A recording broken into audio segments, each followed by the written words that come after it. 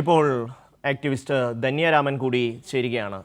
ധന്യ, കഴിഞ്ഞ ദിവസം പെരുമ്പാവൂരിലാണ് ഈ സംഭവം ഉണ്ടാകുന്നത്. 3 മലയാളി ചെറുപ്പക്കാർ പെരുമ്പാവൂരിന് ചുറ്റും തന്നെ താമസിക്കുന്നവരാണ്. അവരെയാണ് ഇത്തരത്തിൽ റോഡിൻ്റെ മുട്ടുകുത്തി നിർത്തി വസ്ത്രം അഴിച്ചു മാറ്റി തല മുണ്ടനം ചെയ്ത് വിടുന്നത്. എത്ര എത്ര അധപ്പതിച്ച ഒരു സമൂഹമായി നാം മാറുന്നു എന്നുള്ളതാണ്. ആൾക്കൂട്ട വിചാരണയൊക്കെ ഉത്തരേന്ത്യയിൽ നിരന്തരമായി നടക്കുന്ന ഒരു സംഭവമാണ്. പക്ഷേ അതുപോലെയാണോ ഈ പ്രബുദ്ധ കേരളം? അട്ടപ്പാടിയിലെ മധുവിനെ നമ്മളാരും മറന്നിട്ടില്ലല്ലോ. നമ്മളുടെ ഉള്ളിൽ ഇങ്ങനെ കിടക്കുന്ന ചില കാര്യങ്ങൾ ചില അവസരങ്ങളിൽ പുറത്തു വരികയാണ്. 6 കോൺഗ്രസ് പ്രവർത്തകരെയാണ് അറസ്റ്റ് ചെയ്തിരിക്കുന്നത് ഈ സംഭവവുമായി ബന്ധപ്പെട്ട്. പക്ഷേ ഏറ്റവും അവസാനം ഇപ്പോൾ ലഭിക്കുന്ന ഒരു സൂചന ഇവർക്ക് പോലീസ് സ്റ്റേഷൻ ജാമ്യം കിട്ടിപ്പോയി എന്നുള്ള വിവരം കൂടി വരുന്നുണ്ട്. അത് സ്ഥിരീകരിച്ചിട്ടില്ല ശ്രീമതി ധന്യരാമൻ. ഇത്തരം ഗുരുതരമായിട്ടുള്ള ഒരു കുറ്റകൃത്യം ചെയ്തിട്ട് അതിന് സ്റ്റേഷൻ ജാമ്യം എന്ന് കേൾക്കുമ്പോഴൊരു ഭയം തോന്നുന്നു. കാരണം നമ്മൾ തന്നെ നമ്മളുടെ ക്ഷേമത്തിനായി ഏതറ്റം വരെയും പോവുക എന്നുള്ളൊരു പോളിസി നമ്മൾ കൊണ്ടുവരേണ്ടിയിരിക്കുന്നു. കാരണം ഓപ്പറേഷൻ തൂഫാൻ ആക്ച്വലി നല്ലൊരു പദ്ധതിയാണ്. അത് ഏറ്റവും നന്നായി മുമ്പോട്ടേക്ക് പോകുന്നുണ്ട്. പക്ഷെ അതിന്റെ മറവിൽ മറ്റേതെങ്കിലും ശക്തികൾ ഇതിനിടയിൽ കയറി ഇത്തരം ഗുണ്ടായുസങ്ങൾ കാണിക്കാനായിട്ട് ശ്രമിക്കുന്നുണ്ടോ എന്നും ഒരു സംശയമുണ്ട്. കാരണം ഇപ്പൊ എന്നോട് ഷമ്മി പറഞ്ഞപ്പോൾ കുറച്ച് മുന്നേ മാത്രമാണ് ഞാൻ ഇതുപോലത്തെ ഒരു ഇൻസിഡന്റ് കേരളത്തിൽ നടന്നിട്ട് ആരും ചർച്ച ചെയ്തില്ല എന്നുള്ളതാണ്. ആരും സംസാരിച്ചില്ല, പ്രതികളുടെ ഫോട്ടോസ് വെളിയിലിട്ടില്ല, അങ്ങനെ ഒരുപാട് കാര്യങ്ങൾ ഇതിനകത്തുണ്ട്. അപ്പൊ തന്നെ ഒരു ദുരൂഹത, ഒരു ഭയവും നമുക്ക് തോന്നും. കാരണം നിയമത്തിനും മനുഷ്യർക്കും കുറവുകളുണ്ട്. അത് പരിഹരിക്കാൻ നമ്മൾ പരാജയപ്പെട്ടു പോയി. ആ പരാജയം പെട്ടു തന്നെയാണ് നമ്മൾ കണ്ടുകൊണ്ടിരിക്കുന്നത്. സമൂഹത്തിന്റെ തെറ്റ് തിരുത്തുക എന്ന നിയമത്തിന്റെ ഒരു ചുമതലയാണ്. ആ ചുമതലയിൽ നിന്നും നിയമം വ്യവസ്ഥ പുറകോട്ട് പോകരുത്. അങ്ങനെ തോന്നിയാൽ ഇത്തരത്തിലുള്ള ക്രിമിനൽസ് വീണ്ടും, നമ്മളൊരു ക്രിമിനൽസിനെ ഒതുക്കാനാണ് നമ്മൾ പദ്ധതികളുമായിട്ട് മുമ്പോട്ട് പോകുന്നത്. അപ്പൊ വീണ്ടും പുതിയ ക്രിമിനൽസ് ഉണ്ടാവുകയാണ്. അപ്പൊ ഇത്തരം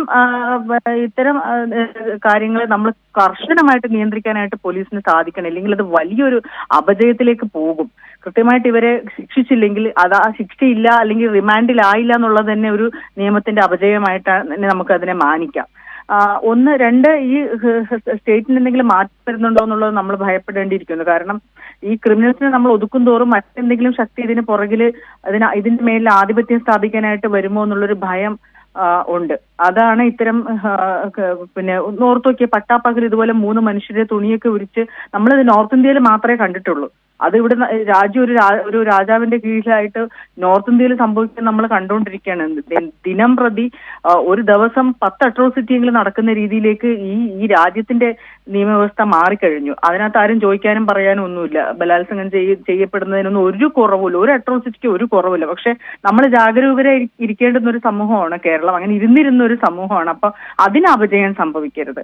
നമ്മുടെ ക്ഷേമത്തിനായിട്ട് നമ്മുടെ പോലീസും നമ്മുടെ നിയമവ്യവസ്ഥയും ശക്തമായിട്ട് പൊതുസമൂഹത്തിന്റെ കൂടെ നിൽക്കണം. ഇതിന് ഇടയിലുള്ള കള്ളനാണയങ്ങളെ, ഇത്തരം ക്രിമിനൽസിനെയും നമ്മൾ തിരിച്ചറിഞ്ഞ് അവരെ പ്രതിരോധിക്കുക എന്നുള്ളതായിരിക്കണം ലക്ഷ്യം. അതിന് ആദ്യത്തെ ചർച്ചയാണ് നമ്മളിപ്പോ ഇന്ന് കൈരളിയിൽ നടക്കുന്നതെന്നാണ് ഞാൻ വിശ്വസിക്കുന്നത്. നമ്മൾ പണ്ട് പറഞ്ഞിട്ടുണ്ട്, ഈ യൂറോപ്യന്മാരൊക്കെ അലഞ്ഞു തിരിഞ്ഞ കാലത്ത് പോലും നമ്മൾ ഇവിടെ ഇന്ത്യൻ പാർലമെന്ററി സംവിധാനങ്ങൾ ഉണ്ടായത്. അങ്ങനെ ഒരു കൾച്ചർ നമുക്ക് ഉണ്ടായിരുന്നു. പക്ഷെ വന്ന് ഇതിപ്പം നമ്മൾ പുറകോട്ടൊക്കെ പോവുകയാണോ, അപജയത്തിലോട്ട് തന്നെ തിരിച്ചു പോവുകയാണോ എന്നുള്ളൊരു ഒരു ചിന്ത ആരുടെയെങ്കിലും ഉള്ളിൽ ഈ വാർത്ത കേൾക്കുമ്പോൾ തോന്നിപ്പോകും.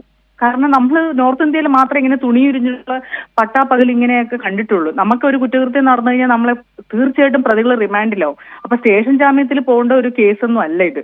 അപ്പൊ ഇത് കൃത്യമായിട്ട് ഈ പ്രതികളെ ഐഡന്റിഫൈ ചെയ്ത് അവരെ മുഖം പുറത്തറിയണം. ആരാണ് ഇത് ചെയ്തത്, ഇതിന്റെ റീസൺ എന്താണെന്ന് അറിയണം, ഇതിന് പൊളിറ്റിക്കൽ ബാക്ക്ഗ്രൗണ്ട് ഉണ്ടോ എന്നറിയണം. ഈ ക്രിമിനൽസിന് പുതിയ പൊളിറ്റിക്കൽ ക്രിമിനൽസ് ഉയർന്നു വരുന്നുണ്ടോ, മറ്റെന്തെങ്കിലും പവർ കിട്ടിയെന്നുള്ളത് നമ്മൾ അറിയേണ്ടതുണ്ട്. അപ്പൊ അതിനെ നമ്മൾ തിരിച്ചറിഞ്ഞ് പ്രതിരോധിക്കേണ്ടതുണ്ട്. അപ്പൊ പ്രതികളുടെ മുഖം ഐഡന്റിഫൈ ചെയ്യാനും അത് പുറത്തുവിടാനും പോലീസ് ശ്രദ്ധ കാണിക്കണം. അത് എന്ത് ശിക്ഷയാണ് ഇവർക്ക് കിട്ടിയത്, ഇവരെ റിമാൻഡ് ചെയ്തിട്ടുണ്ടോ അല്ലെങ്കിൽ സ്റ്റേഷൻ ജാമ്യത്തിൽ വിട്ടിട്ടുണ്ടോ? ഈ 3 മനുഷ്യര് അത്രയും പേടിച്ചു പോയി കാണും. അവർക്കിപ്പോ നിയമത്തിലുള്ള വിശ്വാസം നഷ്ടപ്പെടും. കാരണം പ്രതികളെ പിടിച്ചിട്ട് അപ്പൊ തന്നെ സ്റ്റേഷൻ ജാമ്യം കൊടുത്ത് വിട്ടയക്കാന്ന് പറഞ്ഞാൽ നമുക്ക് തന്നെ സഹിക്കാൻ പറ്റുന്നില്ല. അപ്പോൾ അത് ആ അപമാനവും ആ പെയിനും ഏറ്റ മനുഷ്യർക്ക് എന്തായിരിക്കും തോന്നുക എന്നുള്ളതാണ്. ധന്യ, നിരപരാധികളായ 3 ചെറുപ്പക്കാരാണ് ഇവർ എന്ന് കരുതുക. ഇനി അതല്ല, ഈ പറയുന്ന പോലെ ഇവർക്ക് ലഹരി വിറ്റ പശ്ചാത്തലമുണ്ട് എന്നുണ്ടെങ്കിൽ സ്വാഭാവികമായിട്ടും അവർക്ക് പോലീസിന് കൈമാറാമല്ലോ. അതിനുള്ള എല്ലാ സാഹചര്യവും ഉണ്ട്. കോൺഗ്രസ് നേതാക്കന്മാരാണ് ഈ പറയുന്നത് പോലെ, നേരത്തെ ധന്യ തന്നെ പറഞ്ഞതുപോലെ തൂഫാൻ തീർച്ചയായും ഒരു നല്ല ഇനിഷ്യേറ്റീവ് തന്നെയാണ്. സംസ്ഥാനത്തെ ലഹരി മാഫിയയുടെ വേരറക്കാനുള്ള പരിശ്രമത്തെ തീർച്ചയായും അംഗീകരിക്കപ്പെടേണ്ടത് തന്നെയാണ്, സംശയമില്ല. പക്ഷെ അതിൻ്റെ മറവിൽ ചില സാമൂഹ്യ വിരുദ്ധ ശക്തികൾ കാര്യങ്ങൾ കൈയടക്കാൻ ശ്രമിക്കുന്നോ എന്നുള്ള ധന്യയുടെ ആശങ്ക വളരെ കൃത്യമാണ്. കാരണം ഇതുപോലെയൊക്കെയുള്ള പ്രവൃത്തികൾ ചെയ്യണമെന്നുണ്ടെങ്കിൽ വളരെ കൃത്യമായും ഇത്തരത്തിലൊരു മനസ്സ് രൂപപ്പെടണമല്ലോ. ഒരാളെ 3 പേരെ, അവരെക്കുറിച്ച് ഒരു സംശയവും ഇവർക്ക് ഉണ്ടാകുന്നില്ല. ഇവരെ കണ്ടപ്പോൾ അങ്ങോട്ട് ഇഷ്ടപ്പെട്ടില്ല, അവരുടെ രൂപം അങ്ങോട്ട് അവർക്ക് ഇഷ്ടമായില്ല എന്ന് വേണം മനസ്സിലാക്കാൻ. ഇനി അഥവാ ഇഷ്ടപ്പെട്ടില്ല എന്ന് വെച്ചോളൂ, അവർക്ക് ഈ പറയുന്നത് പോലെ പോലീസിന് കൈമാറി ഇവർക്കെതിരെ നേരത്തെ എന്തെങ്കിലും ക്രിമിനൽ പശ്ചാത്തലമുണ്ടോ, കേസുണ്ടോ എന്ന് പരിശോധിച്ച് അന്വേഷിച്ച് ആവശ്യമായ നടപടി സ്വീകരിക്കാം.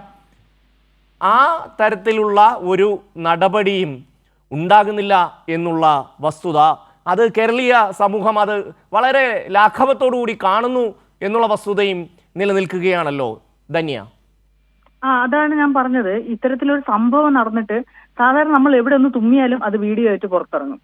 അത്രയും എന്താ പറയാ, അതുപോലത്തെ ഒരു സമൂഹത്തിലാണ് നമ്മൾ ലൈവ് ജീവിതമാണ് ഇപ്പൊ നയിച്ചുകൊണ്ടിരിക്കുന്നത്. അപ്പൊ ഇത്രയും വലിയൊരു ക്രൂരമായിട്ടുള്ള ഇൻസിഡന്റ് നടന്നിട്ട് ഇത് പുറത്തു വരാതിരിക്കണമെങ്കിൽ ഇതിന്റെ പ്രതികളായിട്ട് നിൽക്കുന്ന ആൾക്കാർക്ക് എന്തെങ്കിലും ഒരു ലോക്കൽ സപ്പോർട്ടോ ഒരു പൊളിറ്റിക്കൽ സപ്പോർട്ടോ എന്തോ ഒന്നും ഉള്ളത് കൊണ്ടാണ്